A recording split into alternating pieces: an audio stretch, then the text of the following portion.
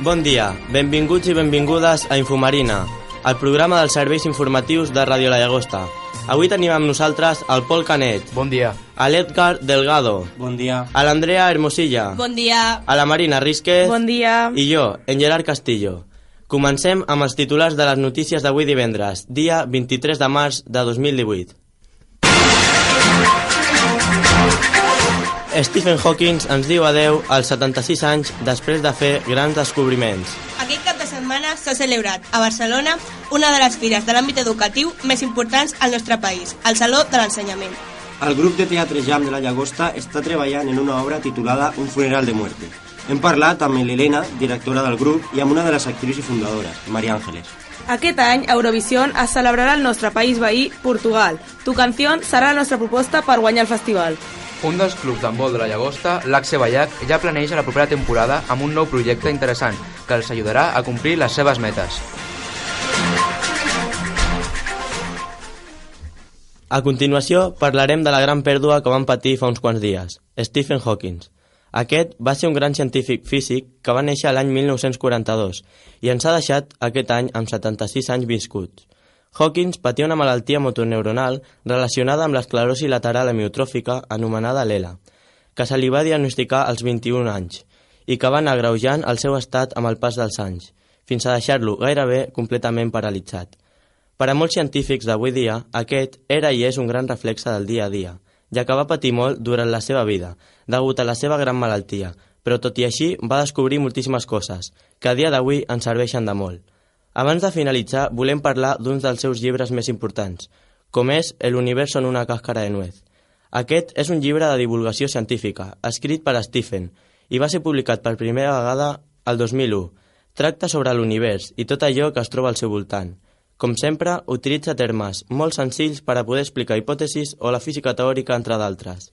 En aquest llibre ens fa com un petit viatge per l'espai i el temps on partícules, membranes i cordes dansen en un espai molt més gran on els forats negres tenen la possibilitat de desaparèixer i on habita la pequeña nuez, també anomenada la semilla còsmica originària, la qual va fer que sorgís al nostre univers. I ara us deixem amb una entrevista que l'hem fet a un professor de Ciències de l'Institut Marina parlant de Stephen Hawking. Bon dia, avui tenim amb nosaltres el Víctor, professor de l'Institut Marina de la Llagosta, que ens respondrà unes preguntes sobre Stephen Hawking. Bon dia, Víctor, explica'ns. Què creus que representa aquest físic per a la ciència? Bé, crec que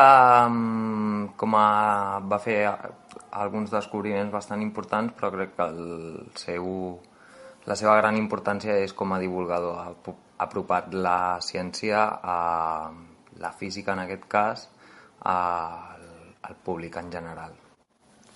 Molt bé. Quins descobriments o avenços importants va tindre entorn a física? Coneixes alguns? Explica'ns. Crec que un dels més notables va ser el del seu doctorat, que va ser el forat negre, tot i que hi havia ja certes idees de com funcionava i tot això, va ser el que li va donar una estructura formal dins de la física, tot i que va fer uns altres. I a part, òbviament, el que estava comentant de que la divulgació a tot el públic és el gran avenç que va aconseguir. I seguies la seva vida o l'has descobert recentment? No, sempre m'ha cridat l'atenció al món de la física, als avenços teòrics. Soc un seguidor, he llegit diversos llibres seus, i la veritat és que ja sabia més o menys, òbviament no tot el que havia estat capaç de fer, però sí que el seguia. Molt bé. Quina va ser la teva reacció a l'enterar-te de la mort d'en Stephen Hawking? Doncs una sorpresa, la veritat.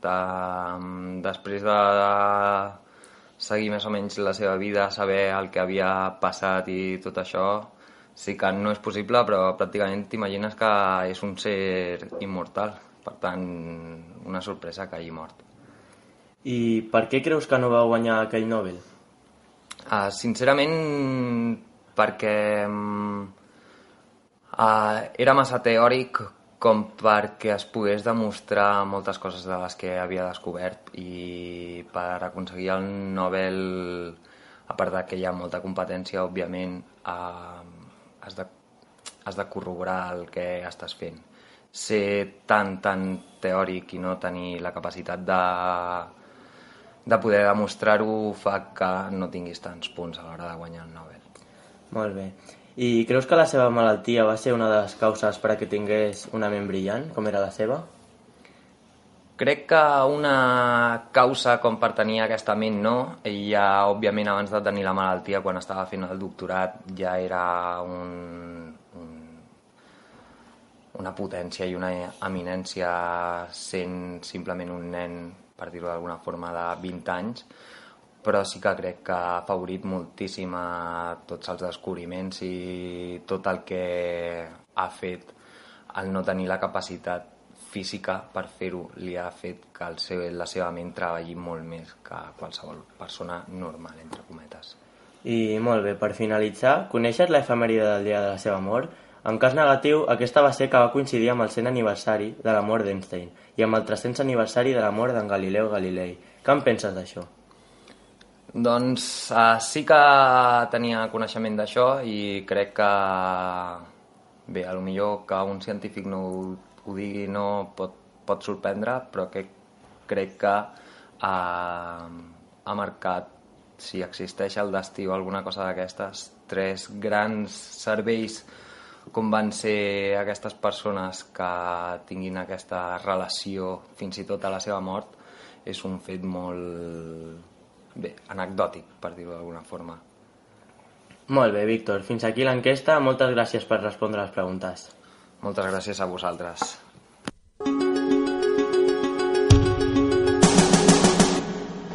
El Saló de l'Ensenyament és una de les fires anuals de l'àmbit educatiu més importants que celebra el nostre país. Aquesta fira, enfocada als joves de l'ESO i batxillerat, té una capacitat de 30.000 persones en cada un dels seus torns de visita. En aquesta novena edició, la fira va constar amb més de 200 parades repartides entre els 4 salons. Allà, els joves podien anar a informar-se sobre les opcions d'estudis que tenen per al seu futur, des del batxillerat fins a les diferents carreres i mòduls que tenen opció d'escollir. Aquestes parades d'instituts i universitats ajuden als joves, els informen dels seus programes d'estudi i els ofereixen als diferents centres on els poden cursar. També és una bona opció perquè els pares dels joves s'assabentin del futur dels seus fills i aprenguin les diferents opcions que tenen per ajudar-los. Aquest any, l'àmbit tecnològic ha tingut una gran importància a la fira. Un gran número de parades informaven de les enginyeries i les carreres relacionades amb la informàtica. Al Saló 2 podíem trobar un recinte dedicat només a l'exposició dels diferents aparells electrònics que es treballen a les carreres i mòduls. Allà podíem trobar des d'ulleres de realitat virtual fins a tota mena de robots. També hi havia parades on es mostrava el procés de creació dels gràfics dels videojocs i pel·lícules, perquè els joves poguessin descobrir nous tipus de treball. El Saló de l'Ensenyament d'aquest any es va celebrar del 14 al 18 de març, en el recinte del Montjuïc a Barcelona. Les entrades costaven 6 euros, tant per adults com per a menors. En canvi, les escoles pagaven un preu de 5 euros. Aquesta novena edició va superar totes les expectatives, sent així la més visitada. Les quals per comprar les entrades donaven la volta al carrer i la cua per entrar al recinte també era força llarga. Aquesta fira cada any ajuda a molts joves a orientar el seu futur. És una fira molt exitosa. Esperem que es continuï fent molts anys més. Avui parlarem de la nova obra que s'estrenarà al grup de teatre Jam aquest any. El grup de teatre del nostre poble es va fundar 10 anys enrere. La iniciativa de crear aquest grup va sorgir a partir d'un grup de pares i mares que tenien ganes de que els seus fills exploressin el món de la interpretació. A partir d'aquest moment, el grup va anar creixent. Actualment consta d'11 membres d'edats molt variades que van des dels 50 anys fins als 8 anys. Cada divendres, el grup es reuneix al Centre Cultural a 8:45 per assajar l'obra que estan treballant actualment, Un funeral de muerte. Aquesta obra humorística, basada en la pel·lícula amb el mateix nom, explica la història de la mort de l'avi d'una família bastant extravagant. L'obra s'estrenarà en el Centre Cultural del nostre poble, situat a la plaça Alcalde Sisó. La data d'estrena prevista serà d'aquí uns 9 mesos, el 2 de setembre d'aquest mateix any. Un funeral de muerte es presentarà al públic en 2 sessions al mateix dia, perquè així pugui gaudir de l'obra en la que el grup de teatre porta 2 anys treballant. L'altre dia vam tenir el plaer de poder parlar amb la directora i amb una de les actrius i fundadores d'aquest grup de teatre. Hola, bon dia. Avui tenim amb nosaltres a Helena, directora del grup de teatre Jam, de la Llagosta. Explica'ns, Helena, com va sorgir la idea de fer aquesta obra? Teniu alguna altra cosa pensada abans de presentar aquesta obra? Doncs, amb el grup ens vam reunir i una mica veient les expectatives i les ganes que tenien de fer una comèdia, que era un grup nombrós, que tenia moltes ganes d'investigar, de provar, doncs vam estar buscant diferents opcions i al final vam treure aquesta del Funeral de Muerte, que és una pel·lícula, i com que era molt divertida i ens semblava que podia tenir una bona acollida per part del públic, doncs vam triar-la. Explica'ns les expectatives que tens d'aquesta obra. O sigui, si penses que a la gent li agradarà, li pot agradar, no li pot agradar... Per què? A veure, jo penso que és un repte perquè és una obra que és molt coral, és a dir, que durant molta estona estan molts actors treballant alhora a l'escenari. Llavors, esperem que tot surti bé i agradi molt, perquè realment, si ho fem bé, pot ser una obra molt divertida. Però sí que és veritat que és una obra complexa de fer, sobretot per això, perquè passen moltes accions simultàniament, és comèdia, té un ritme de comèdia, i això a vegades costa de trobar, però si ho aconseguim, sí, agradarà. Sabeu més o menys quan s'estrenarà aquesta obra? Al desembre, el dia 2, un diumenge. Va. I on es representarà? Aquí, al Centre Cultural de la Llagosta, que suposo que tots els de la Llagosta saben on és, i esperem que vingui molta gent. I durant quants dies estareu fent l'obra aquí al Centre Cultural? Es farà només en 2 sessions, el diumenge mateix seran 2 sessions de tarda. Com fareu perquè la gent us vingui a veure el dia de l'obra? O sigui, quina manera promocionareu aquest espectacle? Bé, com tots els espectacles, intentarem penjar cartells a tots els comerços de la Llagosta, també, si es pot, als pobles del voltant, xarxes socials, sobretot, els membres de la companyia hauran de fer molta feina de Twitter, Facebook, Instagram, i intentar arribar al màxim de gent possible perquè vinguin. Doncs molt bé, fins aquí l'entrevista. Moltes gràcies i molta sort el dia en què estreneu l'obra. Gràcies a vosaltres. Y ahora tenemos con nosotros a una de las actrices que participa en esta obra. Buenos días, María Ángeles. Explícanos cómo surgió el grupo de teatro Jam. Buenos días. Pues bueno, el grupo de teatro Jam en un principio fue una agrupación de padres de niños que ya hacían teatro y entonces, como a nosotros también nos gustaba, nos juntamos para empezar a hacer teatro nosotros también y que nuestros hijos hicieran teatro con nosotros. Eso fue el principio. ¿Por qué decidiste apuntarte a teatro? Bueno, es algo que siempre me ha gustado, el escenario a mí particularmente pues me gusta. Yo antes de hacer teatro bailaba y bueno, soy muy artística yo. ¿Qué sientes cuando estás encima del escenario?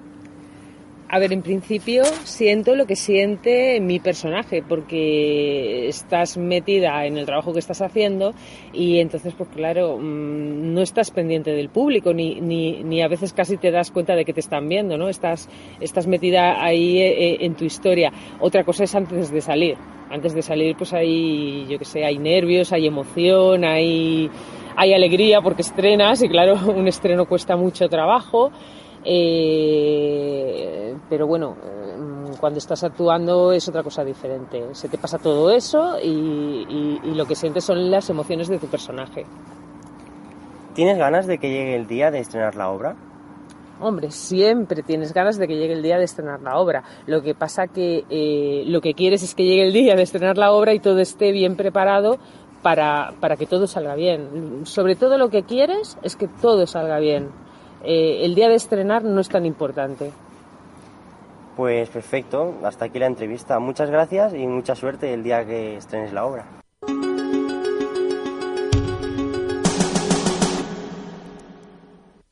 El Festival d'Eurovisió d'aquest 2018 es celebrarà al nostre país veí, Portugal, ja que l'any passat van ser els guanyadors amb el tema Amar pelos dois de Salvador Sobral. La capital, Lisboa, acollirà el festival musical més important d'Europa els dies 8, 10 i 12 de maig. Hi haurà un total de 43 països participants, 42 pertanyen a Europa i l'últim participant serà Austràlia. la qual va entrar a Eurovisió l'any 2015, encara que l'any 2014 van fer una participació simbòlica mentre que es decidien les votacions. Les favorites del públic per guanyar Eurovisió aquest any són Merci de França, Toi d'Israel i Tu canción d'Espanya. Els encarregats de representar el nostre país són dos concursants del programa musical Operación Triunfo 2017. Amaya, la guanyadora, juntament amb el quart classificat Alfred, interpretaran el tema Tu canción, composta pel cantant Raúl Gómez. La cançó va ser escollida quan ells encara estaven dins del concurs, en una gala especial on es van proposar 5 cançons individuals dels finalistes, 3 duets comptant amb el 6è classificat del concurs i una cançó grupal composta pels 16 membres del concurs, encara que era una versió adaptada per als finalistes. Raúl Gómez va escriure la cançó basant-se en la història que estaven vivint Amaya i Alfred dins de l'acadèmia, on convivien amb la resta de concursants del programa. Des del primer moment, la cançó va agradar als concursants i a molta més gent que seguia el programa. El passat 9 de març, RTVE va presentar el videoclip oficial de la cançó en un programa especial juntament amb una entrevista als cantants. Hi han hagut petites variacions de la cançó principal. La cançó ja és disc d'or, després de vendre més de 20.000 còpies, tant digitals com físiques. Els membres del Big Five, entre els quals estan Espanya, Alemanya, França, Itàlia i Regne Unit, tenen plaça garantida a la final de Lisboa, juntament amb el país anfitrió, Portugal. En 2 semifinals, els països participants restants es jugaran a aconseguir una plaça a la final del festival. Una, la del 8 de maig, formada per 19 països, mentre que la del 10 de maig serà amb 18. En cada una de les semifinals sortiran 10 finalistes. Esperem que aquesta edició d'Eurovisió sigui tan emocionant com les anteriors i desitgem molta sort a Amaya i Alfred perquè col·loquin Espanya en una bona posició.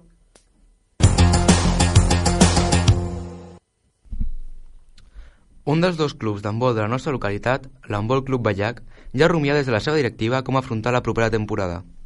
El president del club, José Aguilera, juntament amb Javi Iglesias, coordinador esportiu del club, ja comencen els preparatius per començar la temporada 2018-2019 amb un bon peu. També és any de canvi d'equipació, i ja estan movent alguns fils per als que els planters de la temporada vinent llueixin una bona equipació a concordants als colors del club. Encara estava en la present temporada 2017-2018, el club està lluitant per a complir els objectius proposats al principi de la present campanya, aconseguir que els 4 equips que van presentar aquesta pretemporada tinguin un paper important per al club. Tenim un equip a Leví, on podem trobar els més petits del club, on el seu objectiu és gaudir de l'esport i iniciar-los per als propers nivells dins del nostre club. Podem trobar l'equip infantil, que es troba en un bon nivell de forma i que contínuament estan lluitant a la part superior de la taula per poder passar de fase.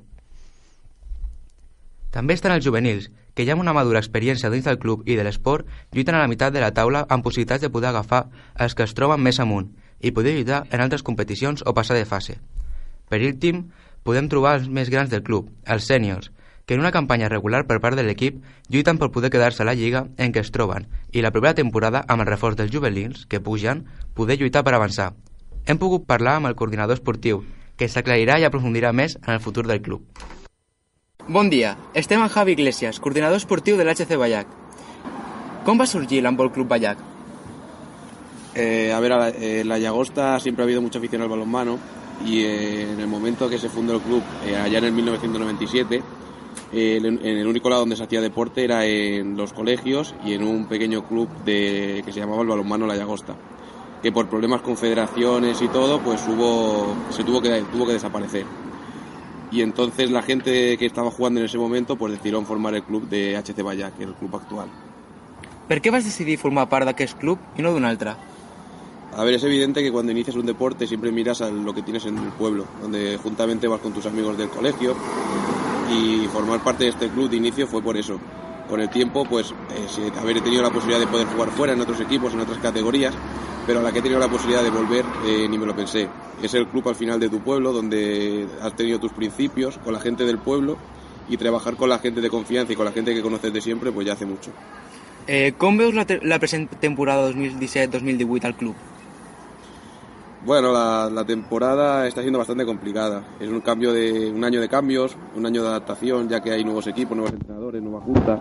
Y estamos en un proceso donde estamos trabajando, intentando formar una mezcla de jugadores que nunca han jugado balonmano, con una mezcla de jugadores que llevan bastante tiempo, y a veces se hace bastante complicado.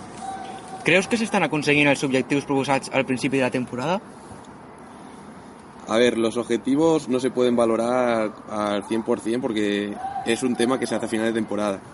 Como te he comentado antes, somos un club donde la base es la formación de nuevos jugadores, donde año tras año necesitamos que lleguen nuevos niños para poder continuar formándolos, y a partir de ahí es evidente que otro de los objetivos es intentar quedar en lo más alto de las clasificaciones. En estos momentos, por desgracia, exceptuando nuestro equipo infantil y no 100%, la resta de equipos están fuera de los objetivos. Pero bueno, que todavía es pronto para evaluar resultados. Teniu alguna jornada de puertas obertes per a la gent nova que vol provar? Jornada de puertas abiertas la comenzamos, si no me recuerdo mal, en el mes de marzo, y durante el mes de marzo con una campaña de que cada niño podía traer a uno o varios amigos del colegio, y desde el mes de marzo hasta final de temporada pueden traer a toda la gente que quieran a probar, y sí, gratuitamente. Quins plans teniu preparats i quina serà la preparació per a la propera temporada? Pues en ello estamos ahora, estamos juntándonos los entrenadores, viendo los propósitos que podemos tener de cara al año que viene, viendo los niños que podemos tener de cara al año que viene, y a partir de ahí mirando los equipos. Y nada, en principio sería la misma base, mismos equipos y poquito más. Gràcies, Javi. De res.